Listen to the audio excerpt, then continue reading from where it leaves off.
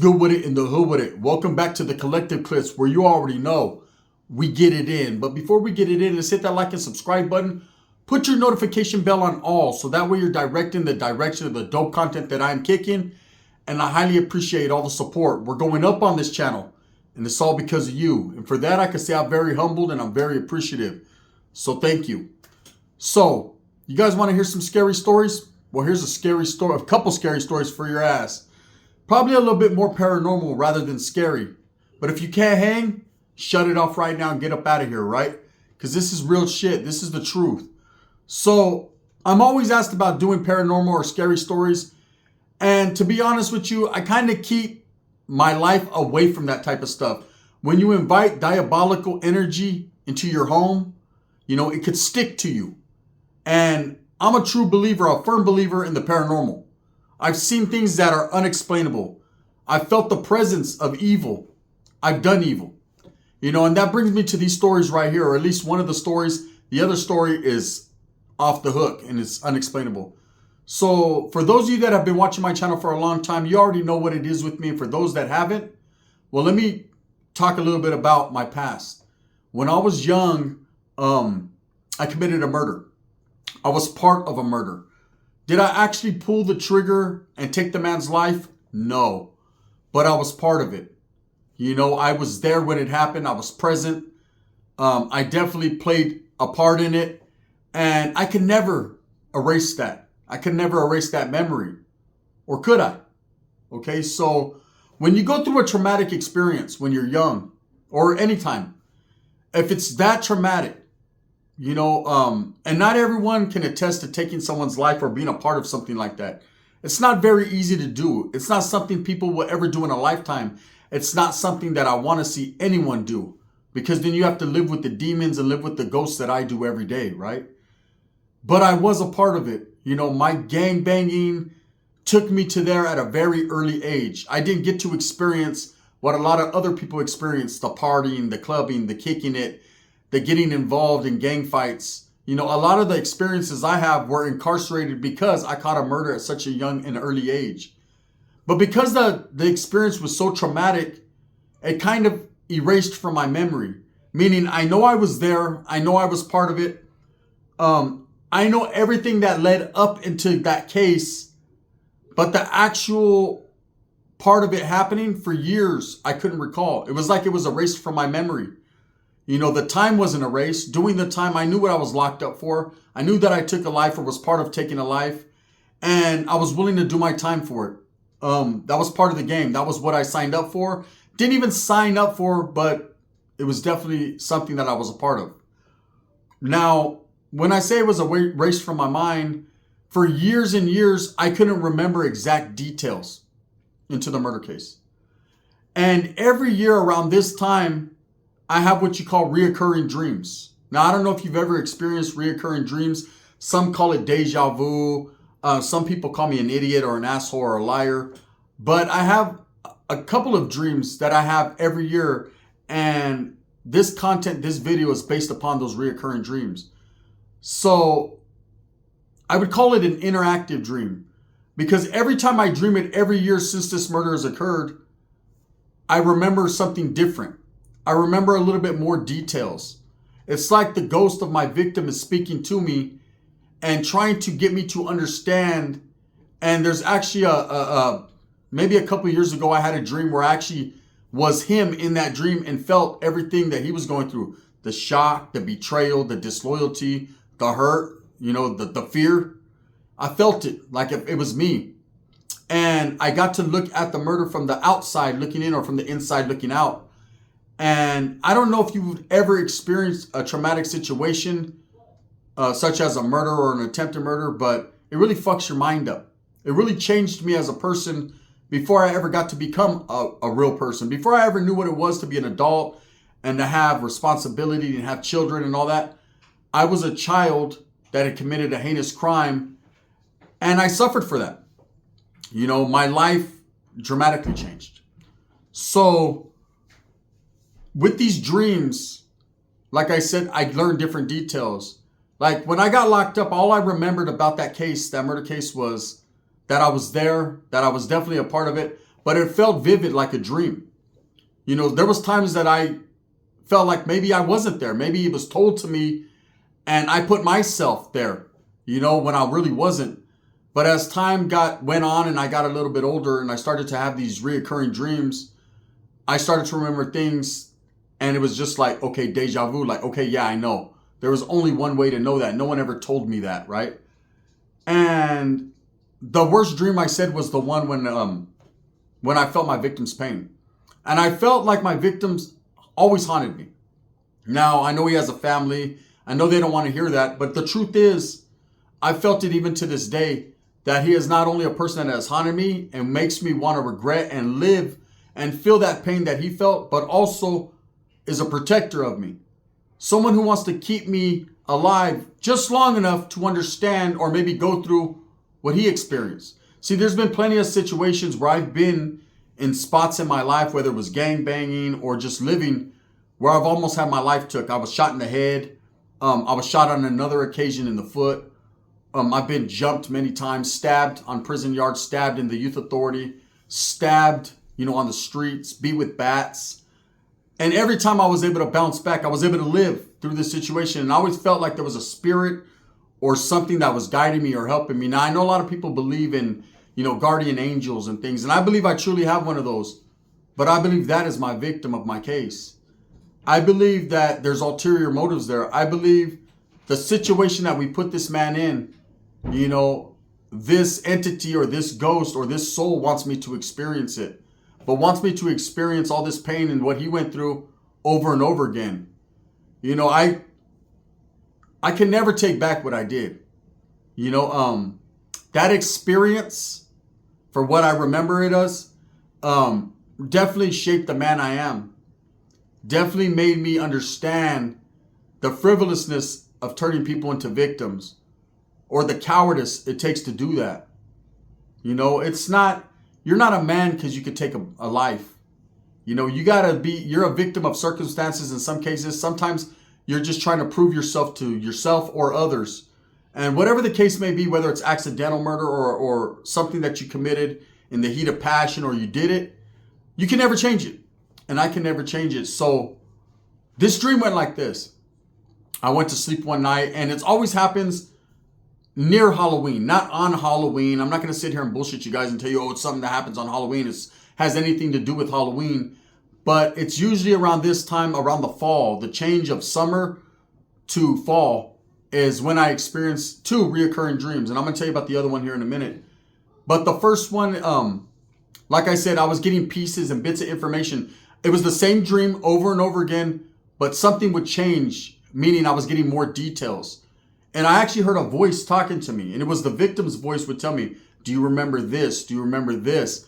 And it was like he was giving me glimpses into little things I forgot about or I suppressed, right? But this one particular dream a couple years ago was the one. And it's crazy because ever since I've had that dream, I've never had another one about this case. And in this dream, I actually seen it from his eyes. Now, for those of you that don't know my case, it actually took place at a party. The victim was kidnapped from the party, ultimately took out in the country and killed, right? But I seen it from his eyes getting to that party, all the way from the point of being hit up by gang members, the feeling that he felt, the fear that he felt being in the wrong places, being at that place at that time, what was going through his mind. I actually felt what was going through his mind. And then being placed in the trunk and ultimately took out to this area and killed. And I remember in this dream, word for word, I said everything that he said. And I remember it was like I was jumping back and forth. I was going from being the victim to the victimizer to a person that was actually committing the murder or a part of it to the person that it was getting committed on. And I felt the bullets. I felt the pain. And I remember waking up, cold sweat, tripping like, wow, And I remember hearing a voice, and I was up, and I remember hearing a voice say, now you're going to feel what I felt. But all through my life, like I said, I've experienced a lot of trauma, meaning a lot of situations that I felt like, oh, this is it. I'm going to die here, And I've been to the brink of death a few times, but I always bounced back. I got lucky. And like I said, I think it was just, the ghost keeping me around. I still feel it sometimes. I'm in certain areas, I see things or hear things. People don't believe me, but I'm able to know things without having been in the same room. Like, oh, I know what went down. I have a homegirl, she could tell you that. I could tell her like crazy shit. She's like, how'd you know? You weren't even here, you know? And it's like something tells me. It's like whispering in my ear. I can't hear the voice, but I get the feeling of the voice. It's whatever. Anyways, let me tell you about this other dream. So this dream I've been having since I was a kid. This is going to kind of blow your mind, right? So the dream is this. The dream is I'm in Delhi, California. Now, Delhi is in between Merced and Livingston. It's a little town. It ain't really big. Delhi is known for ghost towns, sureños. There's a few norteños there. Shit goes down there for it being a little town, but it's not really nothing. I mean, it's a speck. They got like one store, one taco truck. It's nothing, right? Never, up until this point, I mean, I've been there as an adult just because I had homeboys and we'd slide over there, pick them up. But I never really knew what Delhi was. I remember passing it on the freeway on the 99 and never having a reason to go to this little town. I mean, it was small. It was a blip on the map. There was no reason. I had never been there as a child. There was no reason to go there. I didn't have homeboys that lived there. Until later on in life, I had a homeboy that moved out there and we just go pick him up, 5 minutes in and out. Bang, bang, let's go. We always had to be on alert because there was a gang of Southsiders right there. That was one of their little hubs. The ghost town sureños, right? So we'd be on point like, hey, if these fools come out, start bucking. But I never had no situation there, nothing. But in this dream, I'm in Delhi in a white house, right? And I could recall this dream like my tattoos, like it's there, it's in my mind, right? And I'm in a white house and I see all these kids. There's like 5 or 6 kids with me and we're climbing up a tree and we're hungry. I remember we're very hungry in this dream and there's no adults, but there's these paisas, these Mexicanos that are in the back barbecuing. They're cooking carnitas and they're bringing us plates here and there, but we still are hungry. We're very hungry, very thirsty. We're dirty. This house has no running water, you know, and it's just kids running wild, doing whatever they want to do. And I keep remembering throughout this dream, like, where's the adults? But not really tripping because I'm having fun up in these trees with these kids, right?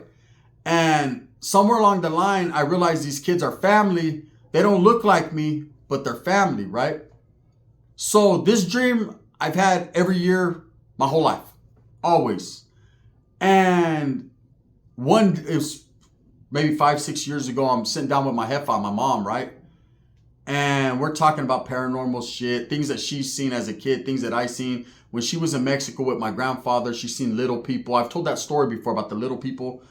And just different things, family stories, right? And then I said, and I had never told anyone, I mean, I've told my mother about the reoccurring dream and my people about the reoccurring dream about my victim. And they said, well, that's because you suffered a traumatic experience. Like, you're always going to have that guilt. That's guilt, right? That's a conscience. Whatever. I think it's something more, but it is what it is. But in this situation, I decided, all right, I'm going to tell my hefa about it. So I started telling her. I said, yeah. I said, when I was little, did we ever live in Delhi? And my mom was like, nah, we ain't never lived in Delhi. Why? Why do you ask that? I said, well, you know, I have this dream every year. It's like clockwork, man. It comes around October, November. It's a dream about being in a white house, you know, with all these kids up in trees, hungry as fuck, and going through the motions. And I don't know why I have this dream. Like, it's trying to tell me something because I have it over and over again. And my mom's jaw drops and she looks white as a ghost. And I'm like, what? And she was like, that was me. And I go, what do you mean that was you? She was like, in the dream, that's not you. You just explained what happened with me. And I said, what do you mean? Well, let me explain to you. I'm having this dream. And remember, like I said, I'm a kid. I'm seeing it through the eyes of whatever. I'm seeing it through my mother's eyes. This is something she experienced. Back when she was little, they were in Delhi in a big white house where one of her cousins was murdered, ultimately in the house, right? No one knows what happened. They thought it was an overdose. He was dropped off by one of his homeboys, but they found out later on during the autopsy that he was killed, right? He was strangled. He was left half dead, and they made it look like an overdose. It was one of her older cousins. But anyways, in this home was one of her tias, one of my grandmother's fucking cousins lived, right? And they left. My grandmother, all my tias, they all just took off. They would go like to bars, and they were into that back in the days. You know, they were the best moms. Let's just say that, right? And they decided to leave all the kids, and we're talking about 6, 7-year-old, 8-year-old children. There's about 10 of them. They left them and just went to Mexico. Just left their kids for like 2 weeks. No food, no running water in this house.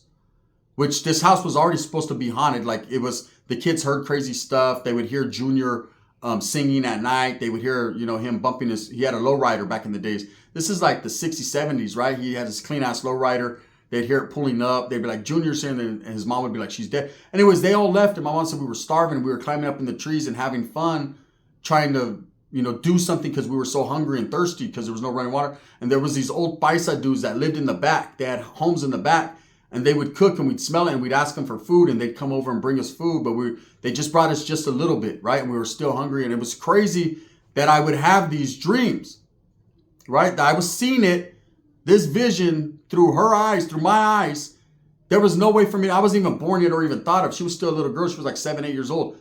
There was no way I could even know about this. No one's ever told me the story. No one ever explained about this White House where one of my older tias lived. I didn't even know my cousin Junior until my mom told me about it. So years passed, it's a couple years later, I'm telling people this story. They're tripping out like, nah. Okay, whatever. I still keep having the dream.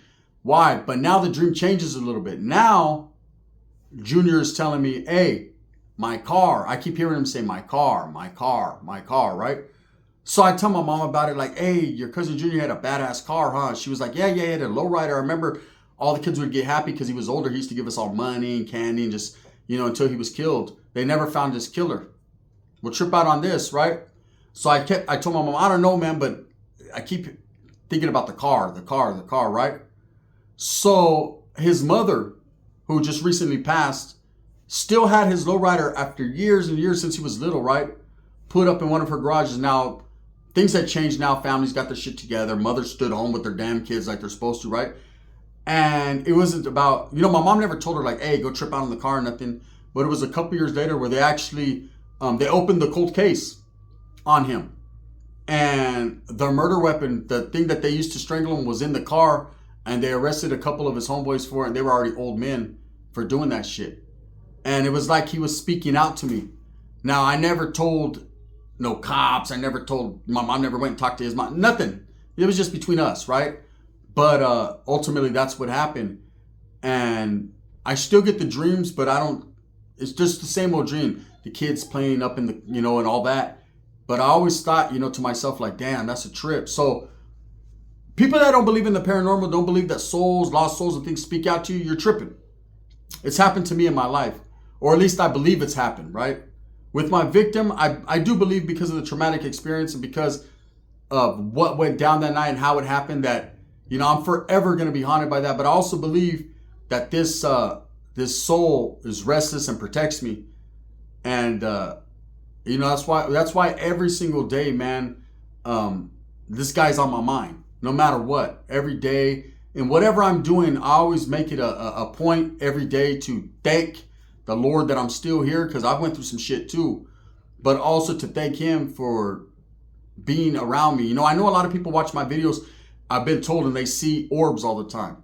And I believe a lot of those are my family, my friends, but I believe he's also with me and will always stay with me, whether he's haunting me and just wants to make it as bad as he can for me, for what I did, and it's deserving, but I was a young kid at that time.